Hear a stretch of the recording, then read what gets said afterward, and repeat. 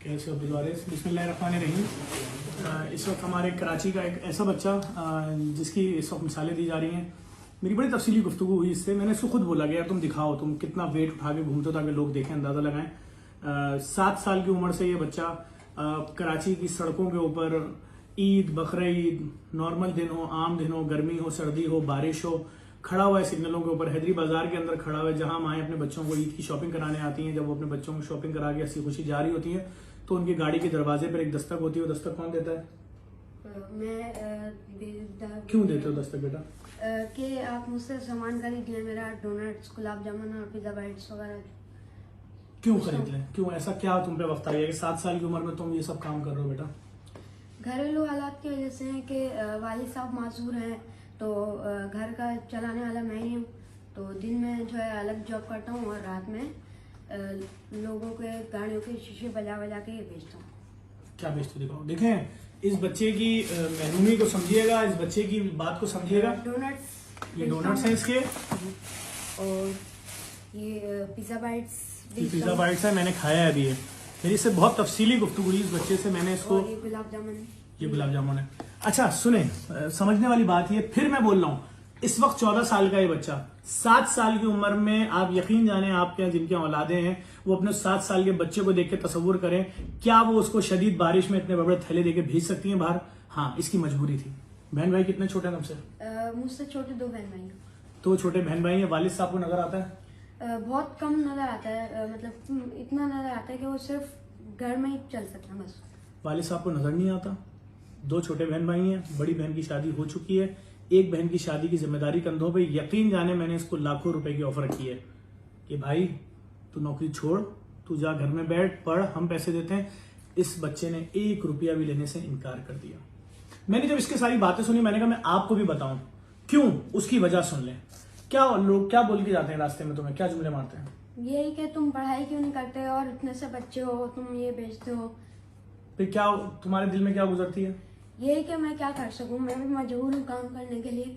घर वालों के लिए खाना लेके जाना होता है, तो इस वजह से। अगर ये काम नहीं करोगे तो घर में क्या होगा? घर में क्या होगा? खाना नहीं होगा, बहन भाई हैं छोटे बड़े।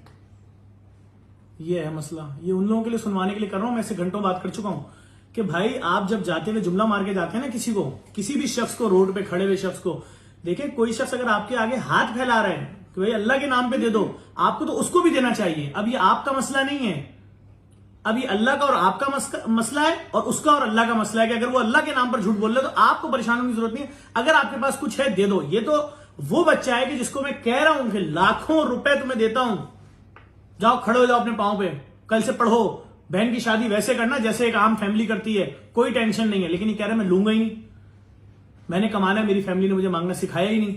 तो फिर मैंने कहा चलो मैं तुम्हें गिफ्ट देता हूं। ईद कैसी गुजरती है तुम्हारी? ईद जो है ऐसे गुजरती है कि फजर में आता हूँ मैं 6 बजे तक, अपनी कपड़े की दुकान से छुट्टी होती है मेरी, और लोग जब नमाज पढ़ने जा रहे होते हैं तो मैं घर पे सो रहा होता हूँ, क्योंकि रात में सुबह आता हूँ तकरीबन। तो इस वजह से जब सब लोग ईदी में दे रहे होते हैं और ईद मिल रहे होते हैं तो उस वक्त में मैं घर में होता हूँ और सो रहा होता हूँ। तुम्हारा दिल नहीं चाहता दूसरे बच्चों को देख के कि मैं भी खेलूं? चाहता तो है लेकिन क्या करें, काम करना पड़ता है, तो इस वजह से। कयामत है खुदा की कसम अगर ये बच्चा जिस तरह अपने आंसू रोक रहा है। देखिए मैं फिर सिर्फ इतनी सिंपल सी बात करूंगा। सबसे पहले भाई मैंने बहुत कोशिश की। तुम मेरे पास क्यों आए? मैं आपके पास इसलिए आया कि मैंने देखा कि आप जो है बहुत बड़े बड़े दस्तरखान लगाते हैं यहाँ पे कराची में भी। तो इस वजह से मैंने सोचा कि मैं आपके पास आऊँ और आपसे बोलूँ कि उसमें से जो थोड़ा सा होता है वो मुझे ऑर्डर दे दें और मैं आपको बना के दे दूँ, जो आप दस्तरखान वगैरह लगाते हैं। मैंने आपको उससे तुम मजबूत हो जाओगे? उससे मेरा ये होगा कि थोड़ा सा जैसे आप लेंगे तो उसमें से जो प्रॉफिट होगा उससे क्या पता मैं बढ़ा लूँ अपना। क्या पता छोड़ो, अब तुम सुनो स्टोरी। देखिए मेरी सिस्टम ये टारगेट क्या है जिंदगी में, क्या करना है पहले बताओ फिर मैं बताता हूँ। यही करनी है, अपनी बेकरी खोलनी है। पक्की बात है ना? जी। मालिक बन जाएगा, उसके बाद ईद के दिन जाएगा, नमाज पढ़ेगा, बिल्कुल, सबसे गले मिलेगा, हम लोग को ईदी देगा। जल्दी बताओ। जी बिल्कुल। अच्छा भाई सीन ये देखें, सबसे पहले मैं बताऊं, बहुत मासूम बच्चा है, बाखुदा मैंने इसको बहुत ऑफर की कि भाई हम तुम्हारे मसले हल कर देंगे। मैं अपने इदारे की तरफ से सबसे पहले जेडीसी की तरफ से ऐलान कर रहा हूं कि भाई हम आपको गिफ्ट एक बेकरी दे रहे हैं। गिफ्ट, कोई आपकी मदद कुछ नहीं कर रहे भाई, आप अपनी फैमिली से बात कर लें जाके। दूसरी चीज, तुम जो नौकरी करते हो कपड़े की दुकान पे, एक बात तो बताओ, कपड़े की दुकान में नौकरी करते हो, मैंने जहां भी बच्चों को काम करते हुए देखा, उनको लोहे के डंडों से, पाइप से पिटते हुए देखा है। उस्ताद मार रहा है, क्यों मार रहा है भाई? तुम बच्चे की चमड़ी उतार रहे हो, क्यों उतार रहे हो भाई? 7 साल का बच्चा है, 6 साल का बच्चा है, पीट रहे हो, क्यों पीट रहे हो? तुम्हें मार पड़ी उस्ताद से? बिल्कुल पड़ती थी, तो उस्ताद ने अब क्या करा? क्या सोचते थे पीटते थे? यही सोचता था कि मैं क्या कर सकता हूँ, काम करना है, सीखना भी है कुछ। क्या सीख लिया यार, क्या सीख लिया? सेल में नहीं, मतलब सीख अबे लिया। क्या और सीख बहुत लिया यार, कुछ, ये कोई मतलब सीखना थोड़ी हुआ। ये है, इसीलिए कह रहा हूं भाई, कम से कम हुकूमत इस चीज पे तो ख्याल करे कि ये एक 7 साल का बच्चा सेलमैनिंग सीख रहा है और उसको पीटा जा रहा है। जब रोते थे क्या दिमाग में ख्याल आता था? यही कि जो है मैं काम करना था तो करता था मैं काम। क्या है, मैं क्या बोलूं उसके आगे? सबसे पहली बात भाई, मैं वो जो इस कपड़े की दुकान से तुम कमाते हो, उन पैसों से क्या करते हो? घर का किराया देता हूँ। देखें भाई, पहली बात, आपके घर का किराया हर महीने आपको मिल जाएगा, सही है? वो गिफ्ट होगा, कोई मदद वदद आपकी कोई नहीं कर रहा, वो गिफ्ट होगा आपको, ठीक है, हर महीने का। कपड़े की दुकान पे काम छोड़ भाई और किसी अच्छे स्कूल में एडमिशन लो, पढ़ो। दूसरी चीज, हम जेडीसी की तरफ से एक बेकरी बना के इनको देते हैं, इनकी फैमिली से बात करते हैं, जिस इलाके में इनकी फैमिली बोलेगी उस इलाके में हम बेकरी बना के दे देंगे भाई। सामान अपना डालो, खुद बनाओ, बेचो, लोग जाएं इसकी बेकरी से लें, और जब तक तेरी बेकरी बन रही होगी मेरे भाई, तेरा जितना सामान बना रहे होगे वो हम खरीदेंगे, ठीक है? उतने दिन में तुम्हारा काम नहीं रुकेगा। बेकरी बनाओ, अंदर बैठो, काउंटर बनाओ, स्कूल कॉलेज यूनिवर्सिटीज वाले इस बच्चे से राब्ता करें, इसके ये जो भी चीजें बना रहे हैं ये अपनी कैंटीनों में रखें, बेचें, इसको सपोर्ट करें।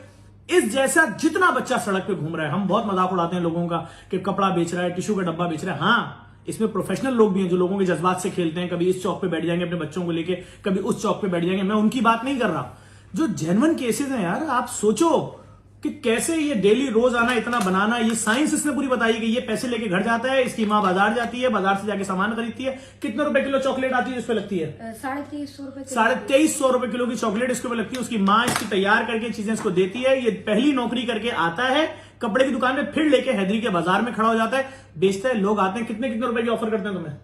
बहुत ज्यादा ऑफर कर रहे होते हैं कि आप ये रख लो और ये आप दे देना और अपने काम में लगा लो।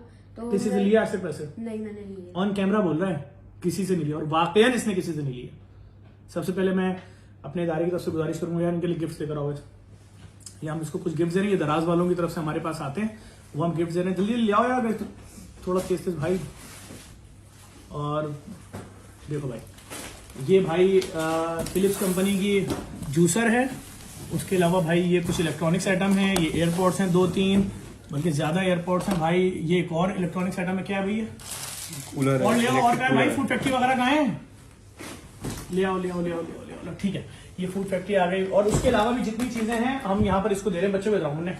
अच्छा, लेकिन अच्छे आप लोगों को वीडियो दिखाने का मकसद क्या है? ये चलकर हमारे पास आया है, हमें इसके पास पहुंचना चाहिए था। हमारा भाई है छोटा, बेशुमार फैमिलियों पे ये वक्त आ गया है इस वक्त कोविड लॉकडाउन के बाद से कि वो लोग तसव्वुर नहीं कर सकते थे कि वो लोग अपनी आईटी की नौकरियां छोड़ के, अपनी प्राइवेट नौकरियां छोड़ के घर में खाने बनाएंगे, उसके बाद ऑनलाइन लिखेंगे, वो खाना अच्छी कंडीशन में लोगों तक पहुंचाना है, बार बार तैयार करना है। 24 घंटे लोग घरों में ही सब काम कर रहे हैं। हमें उनको सपोर्ट करना चाहिए। जहां मल्टीनेशनल इदारों से, रेस्टोरेंट से चीजें खरीद के खाते हैं, उनको जरूरत भी नहीं है, अगर आप उनसे नहीं खरीदेंगे भाई, वो अरबों खरबों रुपए पूरी दुनिया से कमा रहे हैं। उन लोगों से जो हमारे अपने शहर के रिहायशी लोग हैं, अपने घरों में बना रहे हैं चीजें, इसलिए बना रहे हैं कि उनके बच्चे भूखे सो रहे हैं। आप उनसे खरीद लोगे, 20 रुपए वो कमा लेंगे, उनके घर में फाका नहीं होगा। इस वीडियो को लाजमी शेयर करें। हमारा हीरो है, कहां होते हो भाई? कराची में। कराची में हैदरी पिशावरी आइसक्रीम के पास। ठीक है, कराची किस इलाके में बेकरी खोलना चाहते हो? कराची में मतलब ऐसी जगह, मैंने कुछ लोग कहते हैं कि जो है ज्यादातर मुक्का चौक की तरफ जो है ज्यादा रात के टाइम पे रश होता है, तो उस इतना सोचेंगे आप कहाँ रश ज्यादा होता है? ये भूख ने इसको सोचने में मजबूर किया है कि कहाँ रश ज्यादा होता है, कहाँ ज्यादा बिकेगा। मुक्का चौक के पास आपको भाई बेकरी खोल के दे रहे हैं। टेंशन नहीं लें, आपके अब्बा को राजी कर लेंगे इंशाल्लाह। और इस बच्चे के इंशाल्लाह हर महीने जो ये मेहनत मजदूरी 2-2, 3-3 नौकरियां कर रहा है, वो भी छुड़वा के हर महीने वो रकम भी इसको देंगे। कोशिश करेंगे, इसने हानि की है, इसके वालिद को राजी करेंगे, वो भी इसको दें। और जो ये अभी सामान लेकर आए, सारा सामान इससे खरीद लेंगे। और आगे भी इसको, जब इसकी बेकरी बनना शुरू हो जाएगी, इनकी वालदा वहां के बैठे खुद तैयार करें जैसे करती हैं, हम सिर्फ इतनी हेल्प कर देंगे, अच्छी जगह बेकरी दिला देंगे, एडवांस दे देंगे, उसके किराए दे देंगे शुरू 6-8 महीने के, ताकि आगे फिर अपने पाँव पे उसको चलाते हैं। सही है मेरे भाई? बहुत शुक्रिया। अपना नंबर बताओ अगर कोई तुमसे रब्ता करना चाहे। मेरा नंबर है 03012091 ठीक है, मैंने इसका नंबर मैं हमेशा हर केस का नंबर इसलिए बताता हूं ताकि डायरेक्ट उनसे मिला जाए। इनको ठेका दो ना, आप अपने कॉलेज स्कूल की कैंटीन का ठेका दो, ऑफिस दफ्तर बैंकों की कैंटीन का ठेका दो, अपनी पार्टीज में इसकी चीजें इस्तेमाल करो। इस वीडियो को लाजमी शेयर करें और अपने मुल्क के इन हीरोज को खड़ा करें, सपोर्ट करें कि पांव पे खड़ा करें। ये कोई मदद नहीं मांग रहा आपसे। Thank you.